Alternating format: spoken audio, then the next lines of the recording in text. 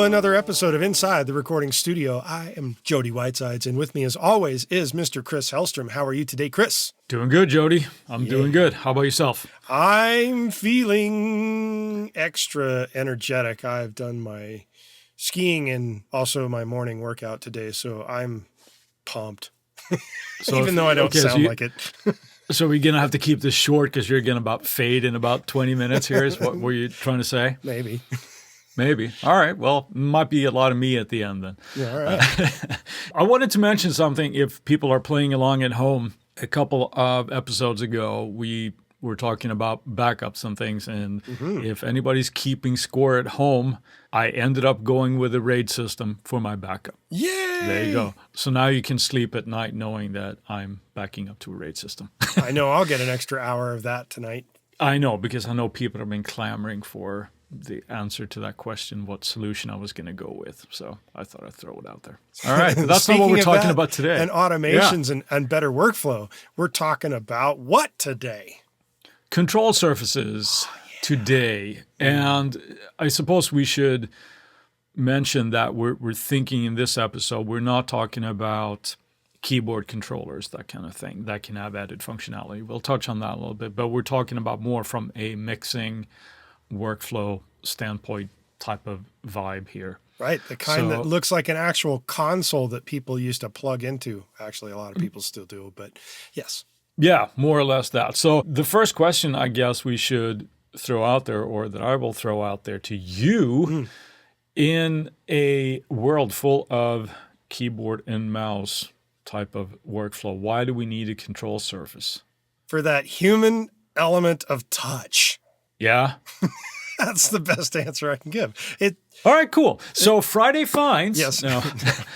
It's the human element of things. And the reason why I say that is if people keep going back to catalog music from, I don't know, say the 70s or 80s or whatever, before automation really took complete hold of the industry, you used to have an army of people, apparently, to do a singular mix. Certainly possible, yeah. The more advanced mix you would have, and you're doing all these fader moves across, you might have needed more than two hands, 10 fingers or two hands, right? Yeah. If you watch something like Mix with the Masters that they did with Al Schmidt in those videos, and you watch some of the stuff that he's doing, he's got his fingers up on the faders at all times. And this guy was a master of this stuff, of being able to just move the fader and not use a ton of EQ and compression in order to get a great sound out of a recording.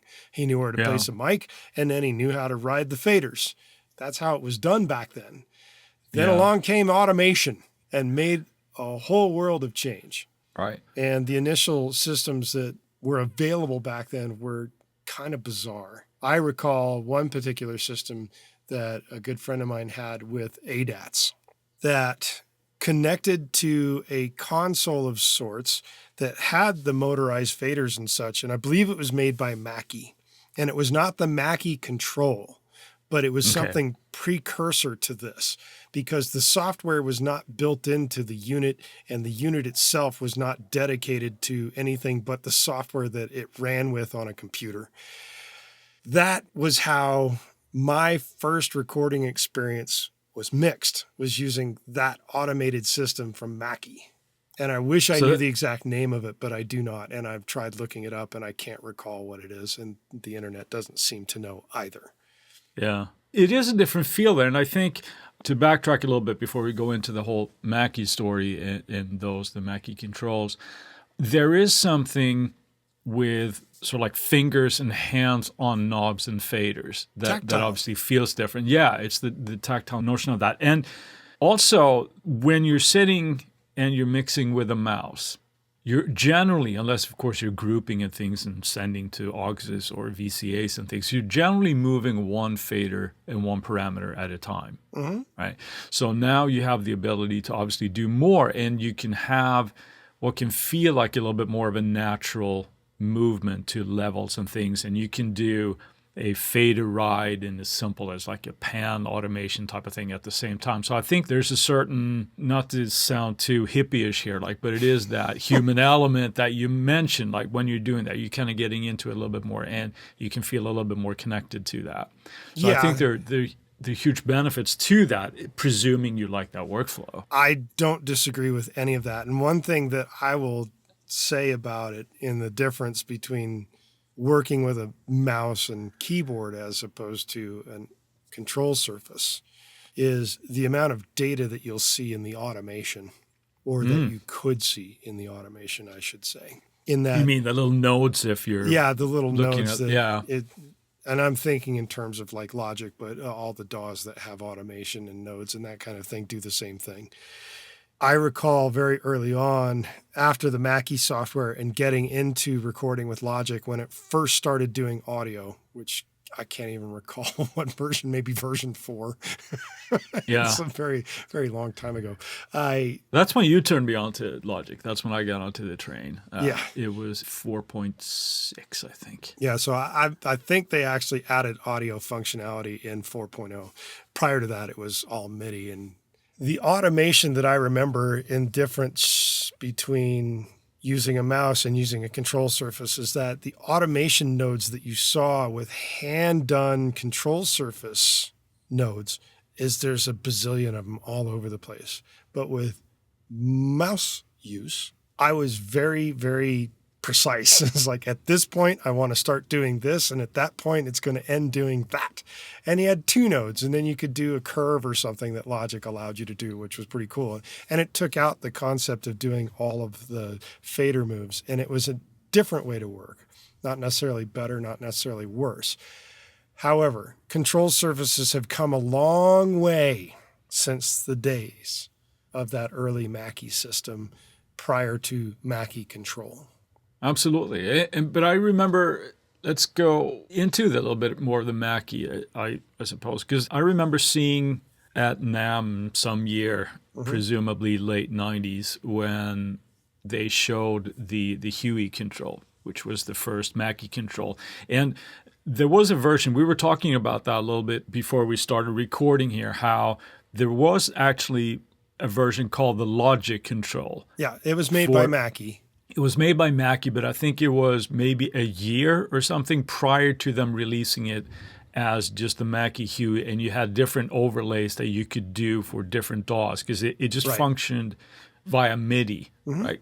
But you could control pretty much everything in Logic through this, right? So it's like you could essentially put your mouse aside and do a lot of the functionality if you were of that workflow where you had perhaps done and cut your teeth working on a console. That would feel very much comfortable to you to have all of that there. Well, it was a lot of fun, actually, because eMagic actually sent me one. Yeah. and allowed me to mess around with it and play with it and give feedback and whatnot. It was very much like operating with a console, but controlling the DAW instead. Yeah. And it was a lot of fun to work with. I don't discount it. I think it was great. Yeah, Is it as good as what you get today? No, but it was definitely cutting edge at the time it came out. But it's still around today. I mean, they still sell them. They've been Logic control? upgraded a little bit. Well, the Mackie Huey. Well, the Mackie Huey, they've gone from normal MIDI 1.0 to MIDI 2.0, which increases the resolution of what you Are they actually doing MIDI 2.0 on the new Mackie? I believe so. It goes That surprises me, actually, if you do. a lot further along, so to speak, in terms of like, instead of 127 steps, you get like 16,000 some steps or more. The big problem that I remember early on with these controllers is that on early MIDI, having 127 or depending on how you count it, 128 steps, you could hear the zipper noise or you could hear the movement of things because it's not as gradual as it is with an analog device. But now with MIDI 2.0, that's not really a thing anymore. You get a much higher resolution. It's come a long way since the days of the Logic control and the Huey from Mackie, the early days of those. Is it for everybody? Maybe not, but it is something to consider. And then obviously there's a lot of things that we'll talk about down the line here a little bit that you have to consider. But first, I suppose we should touch on also if we hype these things too much here, but are there drawbacks Yeah. to this? Of course there are. What's the first thing that comes to mind for you? If I step back and reiterate what I just said about the early days of these things in MIDI 1.0, you heard zipper noise. Not so much that you actually heard noise, but you could actually hear the different steps happening if you were trying to go one by one. So it wasn't very smooth in that regard. And it was a lot better to actually create one node to another using a mouse and allowing Logic to do the actual automation, because it was much higher resolution at that point, which is why I didn't stick with the Logic control. The other thing that you have to think about is, especially with the modern era of recording and laptops in general, and maybe headphones, having a control surface is definitely going to make you a lot less mobile. This is true, depending on the just size. A mouse and a laptop. There is one that I believe it's a PreSonus. The fader port. Fader port. It's a singular thing, and it's quite small. You could use that, but then again, that's almost akin to using a mouse because it's kind of controlling pretty much one thing at a time. The idea of having a much larger unit that has like 8 or 16 faders on it is to be able to manipulate multiple things at once. Yeah, no, I think of that obviously as well when it comes to the mobility. Let's say that you do a lot of traveling and things, logging around a console will, definitely hamper that somewhat. Mm-hmm. And other smaller control surfaces that are geared very much toward the traveling musician, if you will. We have these, Sure. I think is it Akai or Korg that have their nano controls. They're these tiny little things, but I suppose they're more geared toward programming things, right? When you're programming perhaps drum patterns or something, as opposed to a mixing workflow. So it's a little bit more of an input device, I think, when it comes to that. Mm-hmm. Yeah, we're going to sidestep that for a little bit right now and just talk about that. And another thing, of course, is besides the mobility issue, there is an expense. If this is not going to fit your workflows, if you're not doing a whole lot of mixing, multi-track type of stuff, sure, it might look cool in your space, but do you want to spend $55,000 for a flagship S4? Yeah, that's the thing to consider for sure. The other thing you have to think about is the learning curve that it takes to set it up with whatever system that you're using, especially in the age of everything trying to be intercompatible. And not everything is exactly the same from DAW to DAW to controller. Your comment about the expense and having it being there reminds me of a story I read about a couple of guys from Europe who were producers, and they came to LA, and nobody wanted to work with them because they didn't have an actual console in their recording environment. So they went out and dropped House Mafia? Yes, it's something like that. Star something or other. I can't remember exactly what they were called, but they ended up buying SSL board just to stick in there that did nothing. It was literally hooked up to nothing. It was just there. It's a laptop stand. Yeah. It's baffling to me. It's like, really? That's crazy. Well, there is that. Optics is very important, right? We talked about, the 480. If you have an empty controller on your or remote on your desk, that looks happening. There is that. So for me, I have a small controller. I have an old Behringer of all things, but it's primarily for how I like to have the ability to use faders and just quick panning automation. I like that feel and just to kind of see it in front of me in doing small fader moves. I would love to have a larger consoles type of controller, but I find that what's out there for me in my workflow, it's either not enough or way too much functionality for what I want. Is there such thing as too much functionality? Well, it is because it's, I would love to have something like, a 24-channel thing, but the investment and the return of that for me, I'm buying sort of like a trailer to go get my mail in. You know what I mean? It's that kind of thing. It's too much of an investment for that. But that's me. I like the hands-on feel. It's something I'm a big fan of, but I would like to have more, but we'll talk about more what's available out there and see what might be work for you as well. What's other things that we need to look at are in comparison from a controller to a keyboard controller, say? There are keyboard controllers that have obviously assignable faders and knobs and things that you can assign to your DAW so that you could have that sort of a movable fader, for example, for your volume or whatever, your master or whatever the track that you're working on. You can assign any knob to control pretty much anything in your DAW. Mm-hmm. The drawback of that is that you have to assign it to something in your DAW. It's not instant, right? And it's stuck there too. Right, it's stuck there too. So you have to really, really think through your workflow to have this set up in a manner that it works. And it's not necessarily going to change till you go to the next track and then the same knob controls the same parameter on that channel. It can be a little bit clunky. I know there are companies that, I want to say it was Novation, that had MIDI controllers that were set up for different DAWs, and it was supposed to be seamless. I haven't worked with them, so I can't really say, but I heard a lot of noise that people were not necessarily that happy with. It wasn't as seamless as advertised type of thing. Well, that's unfortunate. Yeah, but I think that's also the nature of the beast, right? Because DAWs upgrade and this and that and things get changed. And so trying to control every DAW and have that set up in one unit, that's a pretty lofty task. It's a tall order. With a tall order, we're going to take a moment for a word from our sponsors.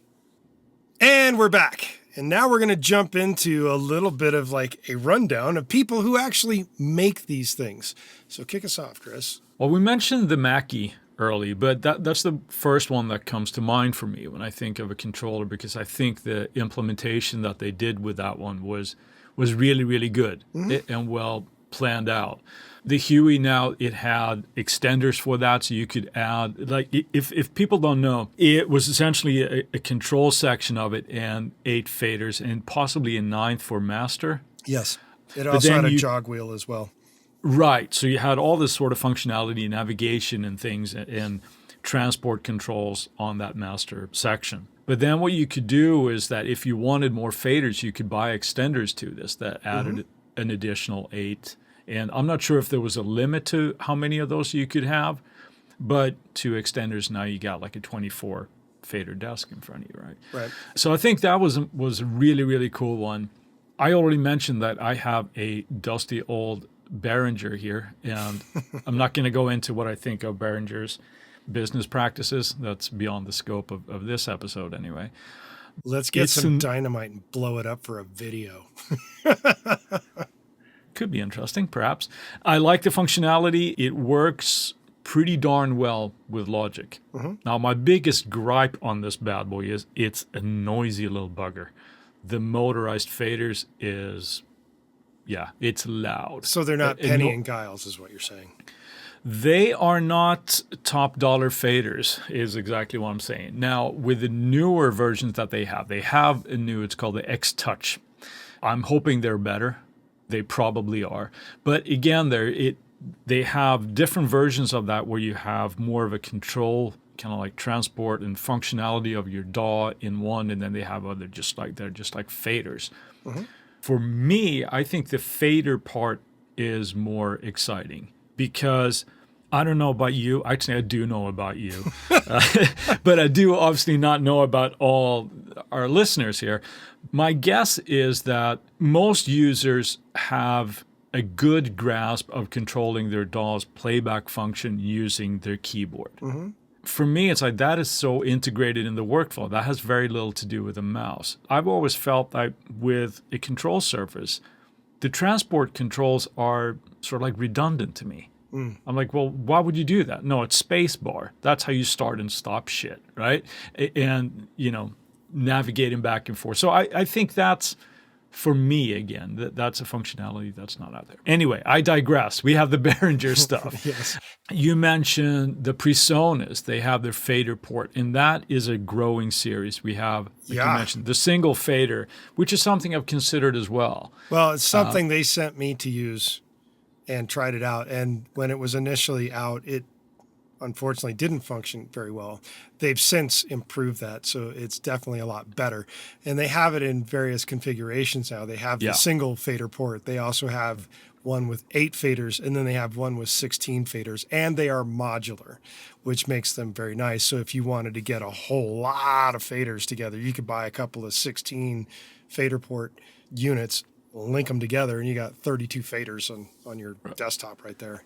And they do a very good job of controller. But not necessarily extenders, though. You're just buying another unit, right? Yeah, so but you they would work have together. multiple. Yeah, I'm a big fan of having that, just the faders. But anyway, that's me. One thing on the fader port that hopefully somebody from PreSonus is listening. One thing that I thought was a glaring omission from on those, because I strongly consider them at this point, and I still might, we'll see. Each fader doesn't have an individual panning port. So you have to go up and assign something to one wheel. If you, for example, let's say that you have a stereo pair that you're going to affect at the same time, you have to do that in 2 passes because you can't do it unless you sort of like assign it to the faders. But now there's more operations. So I would love to have like just a dedicated pan pot on top of each fader. I hear you. But that's the fader ports. You know, we kind of mentioned the smaller ones from like Novation and Korg and Akai and all those smaller input type of things that could be good for input type of stuff if you're the musician on the go, if you will. These all work with pretty much any DAW, right? They kind of like more or less plug and play because they just use MIDI protocol, and there's some setup in your DAW, but they work all the way through. What else we got? Softtube makes a thing called the console. And they have a version Mark II. It's a dedicated controller for their particular software, but Universal Audio is on board with them as well. And it's a little bit more of a dedicated controller, specifically for their software and for quite a few of the UA plugins that gives you a very tactile way to work with those particular offerings. So I think those look very appealing to me as well.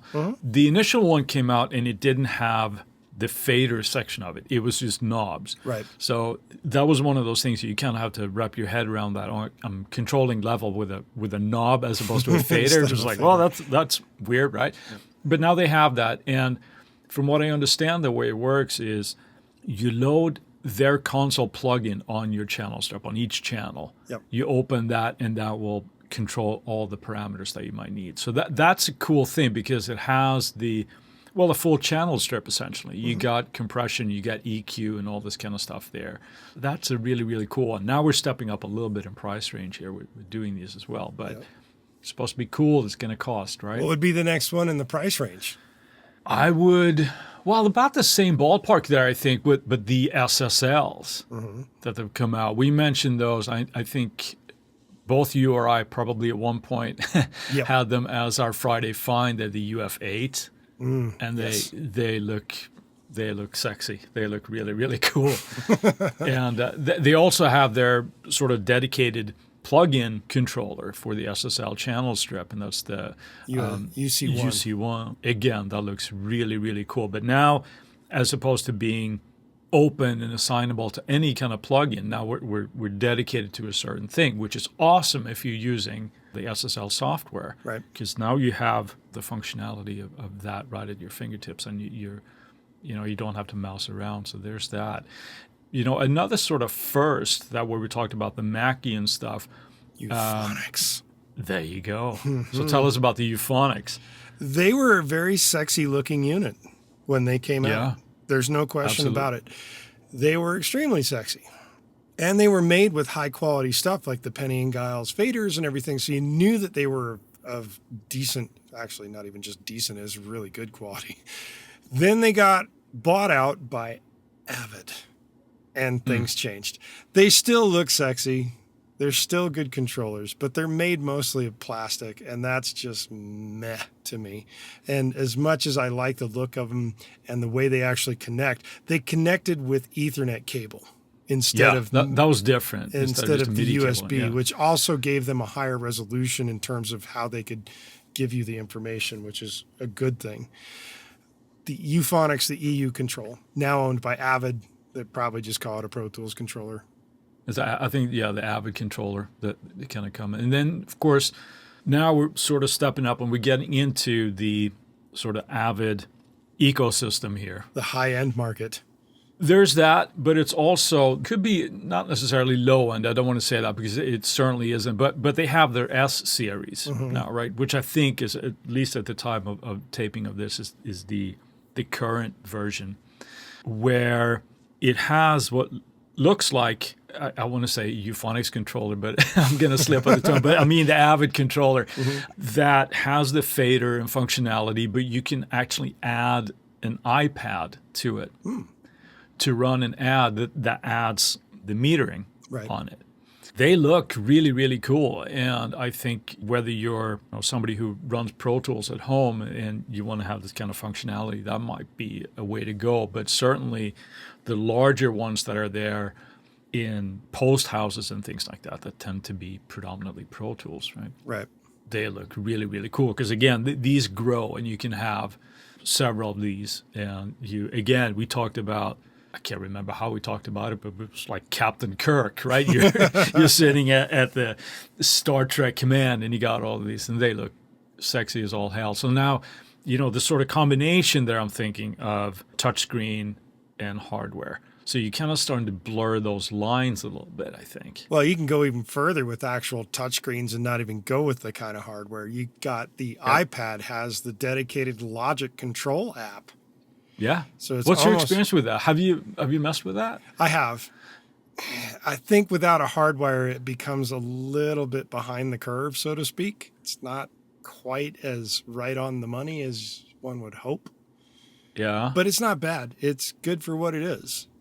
Yeah. Especially when you're talking about going over Bluetooth. It's not really the most ideal way to do things, but it's definitely something that can get you into the control surface mindset without having to buy the hardware.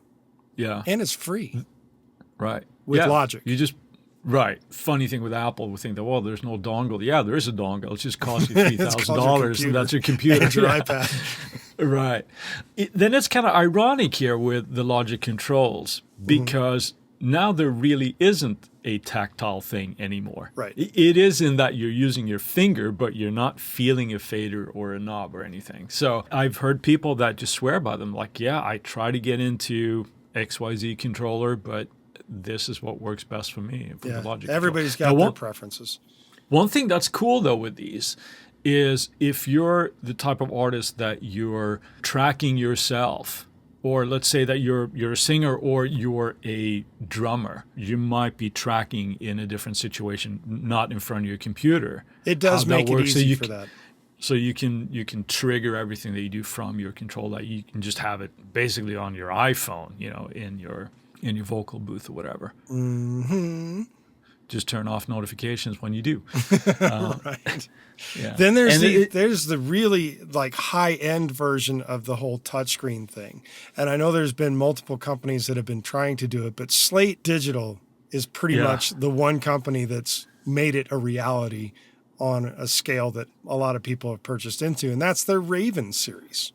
Yeah, those look really, really cool as well. They do. And they even get have big hands-on thing, but it's all touchscreen. It's all touchscreen, and you could have multiples of them, and you can do all your editing. So now you're editing without your keyboard, right? If you choose to, right? And there's that in mixing without your keyboard. Everything is sort of like hands on deck. And they, again, if you go back to the optics of things, like it looks pretty darn impressive if you got these like built units for them that houses two of these.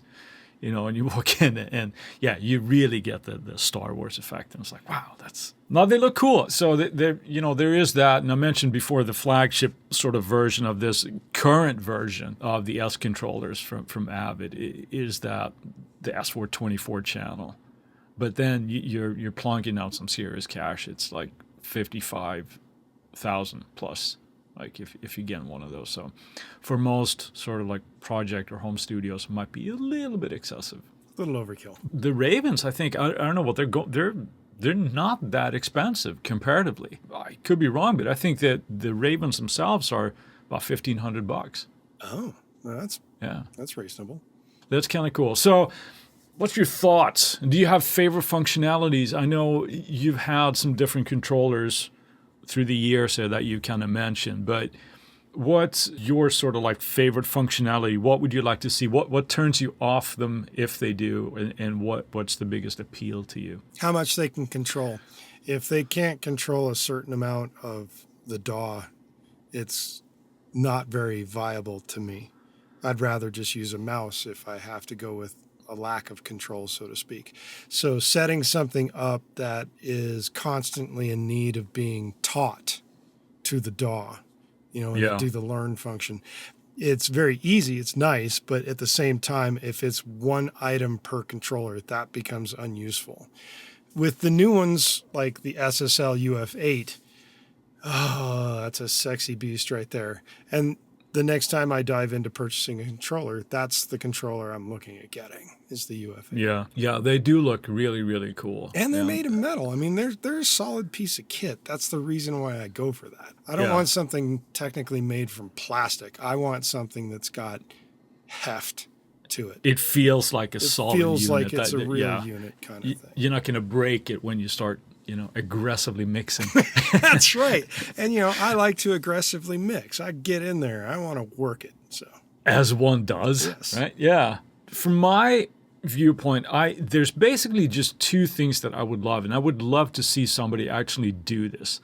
And that would be to have an extended range, like let's say up to 24 faders, smooth faders, and just a pan knob assigned to each.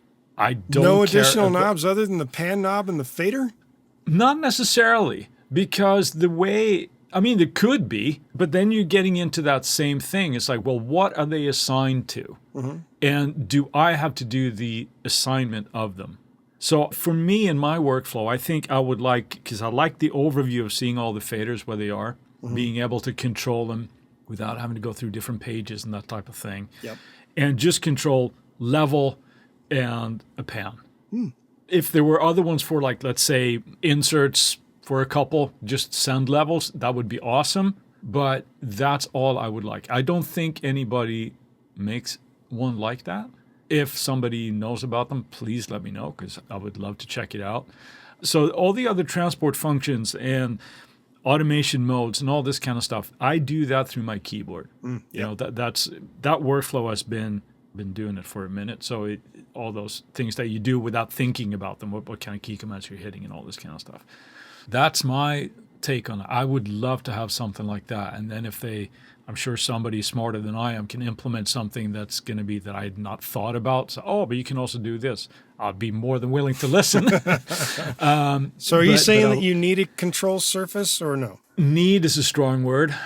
Like one, yes. I like something because I feel like doing fader moves and things as you're in the workflow is so much easier just putting a hand on a fader and moving that and just the tactile feeling of doing rides and whether it's panning or what have you.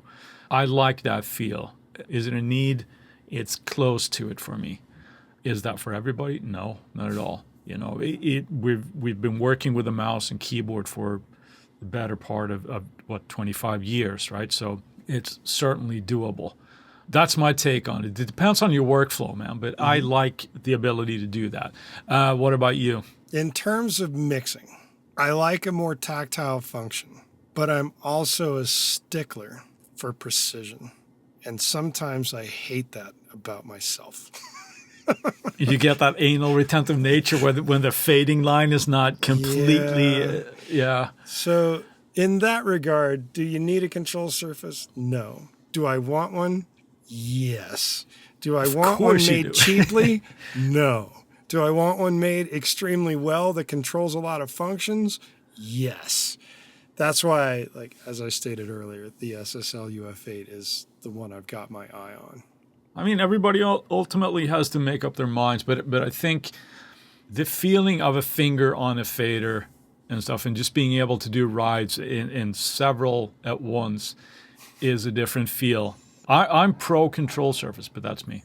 Hey, you know what? What's that? It's Friday Fine time. What you got for us, Chris? Spitfire Audio, favorite developer of mine, just released a new series of their Origin series, and it's a library called Frozen Strings. that I think sounds really, really cool. If you're unaware of Origins, it's kind of like a scaled down version of some of their other sample libraries. They're really, really cost effective. I mean, I think they're like $29 or something.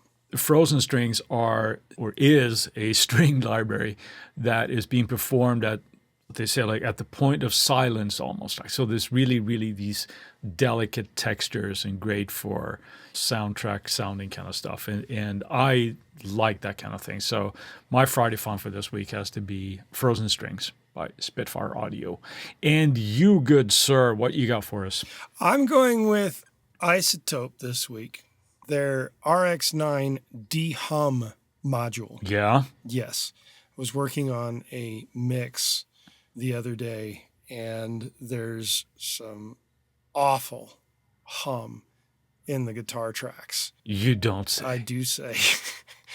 So I ended up pulling out the de-hum plugin and taking a noise print of one of the guitar tracks, and it did a brilliant job of removing that particular hum from the situation. On another guitar track, the hum was in the actual guitar sound, so to speak. So it wasn't printed, like you couldn't take a noise print of it. And I ended up using a preset of the noise removal of hum, and it figured out that it was at like 59.725 hertz or something crazy like that, and it automatically removed that particular hum. So it was really amazing. It was almost magical in a sense of having that hum removed and getting the glassy guitar sound back. It was really, really amazing.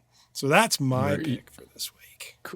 Awesome. While we've got your attention, we ask that you post about us on your favorite forum or go to our website and leave a review at insidetherecordingstudio.com/review. Go to insidetherecordingstudio.com and sign up for our email list. Doing so will get you weekly reminders about the Tuesday tips when they come out, and will make sure you don't miss any future episodes of the podcast that you love so much. Send us an email at goldstar, GOLDSTAR, at insidetherecordingstudio.com with the phrase control surface, and you'll get something cool back in your inbox. If you have a topic of suggestion for us to explain in a future episode, contact us at the contact page, and we'll put it into consideration for a future episode. And with that, I'll say, see you next week.